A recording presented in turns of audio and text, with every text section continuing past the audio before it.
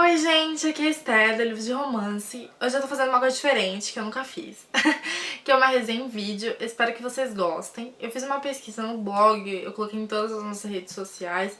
O link tá aqui na descrição do vídeo, perguntando sobre coisas que vocês gostariam de ver em vídeo, posts novos, etc. E uma coisa que muita gente respondeu é que gostaria de ver indicação minha de livros em vídeo. Então hoje eu vou indicar o meu livro favorito do ano, um romance que eu acho que todo mundo tem que ler, que é Meu Nome é Memória, da Amber Sherris. Todo mundo que veio me pedir indicação, eu falei sobre esse livro. Ele foi o meu romance favorito do ano. Eu não tenho o que falar dele. Acho que mesmo esse vídeo não vai ser capaz de traduzir o que eu senti por esse livro. Eu acho que ele é capaz de despertar diferentes sentimentos nas pessoas. Você já deve ter ouvido falar da autora. A Anne, ela é responsável pelo Quatro Amigas e um Jeans Viajante, que virou filme também, mas nem todo mundo sabe sobre Meu Nome é Memória. E eu acho que vocês devem saber. Aliás, eu estou bem decepcionada porque eu não vi outro vídeo em português sobre esse livro.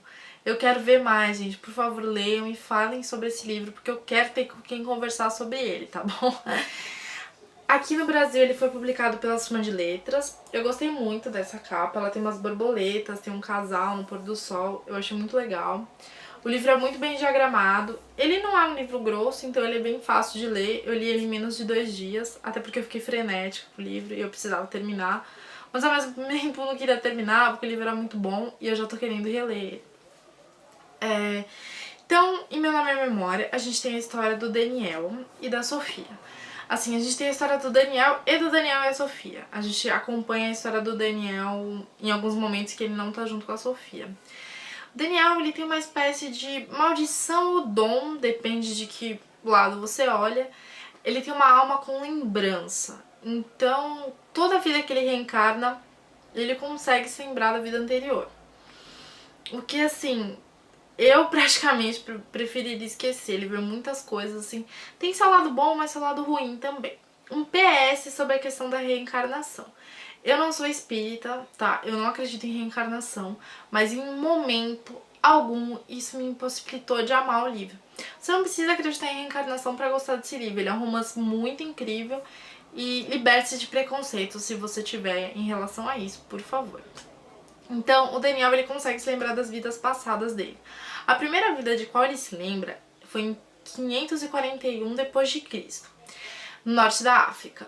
Então, ele tá numa espécie de disputa territorial e assim, ele faz parte de um exército que já infligiu mal para muitas pessoas.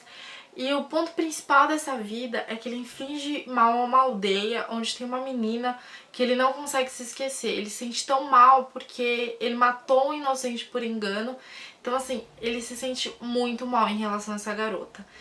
E na outra vida dele, quando ele tem essa lembrança, ele carrega um sentimento de culpa tão grande que ele precisa reencontrar essa garota pra fazer algum bem pra ela de forma que ele possa recompensar isso que ele tinha feito com ela. E isso é bem complicado, assim, porque ele se sente muito mal mesmo. Você sente com ele aquele sentimento de culpa dele consumindo. E isso dói um pouco na gente também. E tem isso, o Daniel, ele consegue lembrar das pessoas. Ele não é que ele consegue lembrar, ele consegue reconhecer as pessoas em outra vida, a alma delas, mesmo que elas estejam num corpo diferente.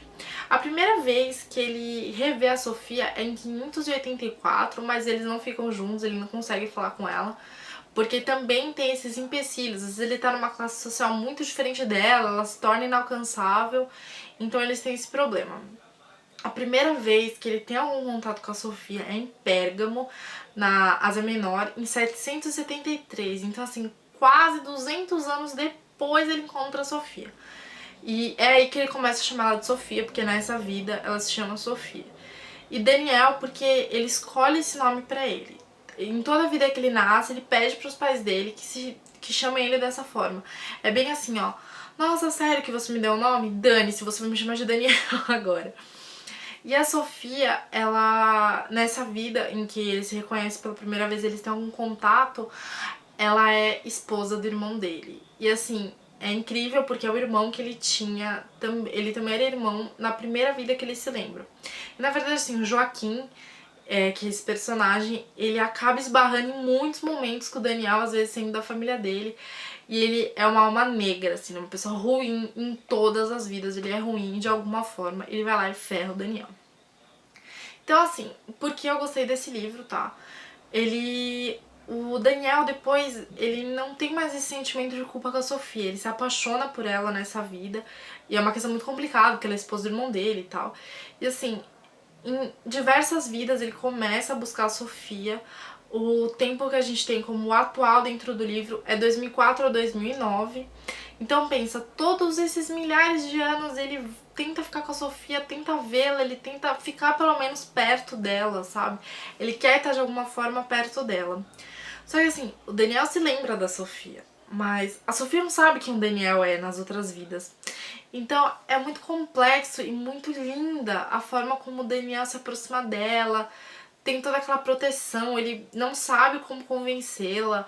E do outro lado a gente tem o medo da Sofia, daquele cara que ama ela tão intensamente, mas ela nunca viu na vida dela, então ela tem medo também, né? Quem não ficaria achando que o Daniel é psicopata?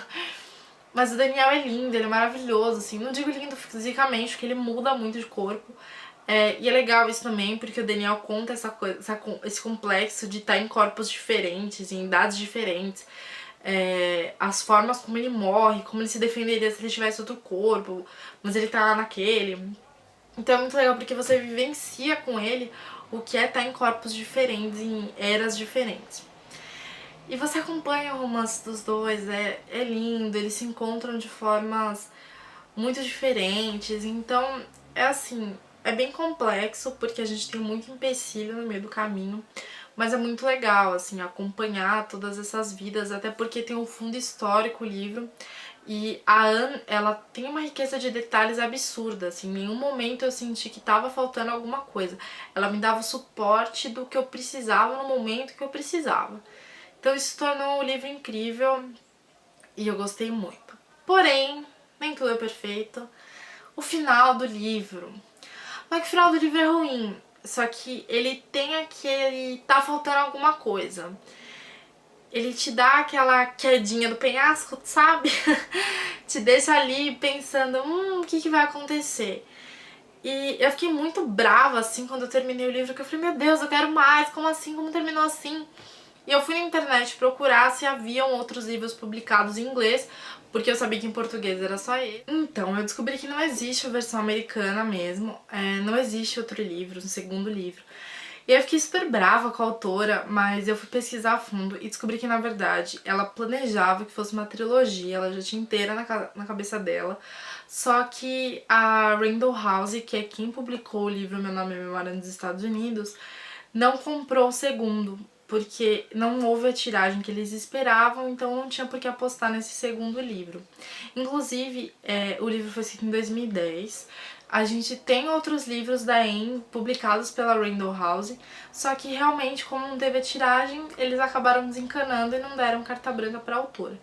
Eu não, assim, culpo a autora dela ter ido atrás de outra editora, enfim, com certeza ela tem um contrato que ela não pode fazer isso. E ela responde os tweets, tá? Inclusive ela deu um favorito no meu tweet quando eu retuitei falando sobre a petição que existe uma petição de 142 assinaturas. Eu sou uma assinatura, espero que você vire uma, que pede para que a editora libere esse segundo livro. E eu percebi pelos tweets da autora que ela fica chateada porque ela também gostaria de dar continuidade ao Daniel e à Sofia. E você pode me perguntar, pô, mas teve esse final, ficou alguma coisa aberta, você se arrepende da leitura? Gente, de forma alguma, o livro é maravilhoso, eu quero ler outras vezes. Como eu já falei, eu quero ter ele em outras línguas, porque eu realmente gostei muito do livro. E espero que você leia e dê uma chance pra ele, porque ele merece. E espero que você volte pra me contar o que você achou. Então é isso, essa é a resenha de Meu Nome é Memória, da Imbra Sherris. Se você gostou do vídeo, dá um joinha aqui embaixo. Se inscreva no canal, porque assim, né, você pode receber todos os vídeos e acaba me incentivando a ter mais vídeos aqui. E comente pra eu saber o que vocês acharam do vídeo. Então é isso. Um beijo, obrigado por me assistir e a gente se vê daqui a uma semana.